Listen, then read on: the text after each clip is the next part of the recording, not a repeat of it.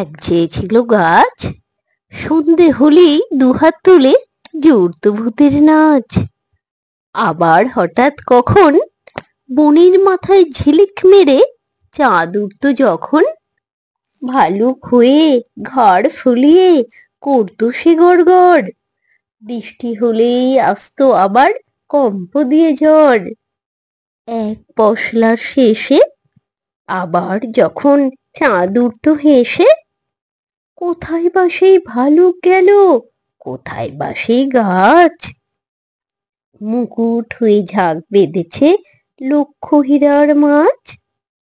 ভোরবেলাকার আবছায়াতে কাণ্ড হতো কি যে, ভেবে পাইনে নিজে।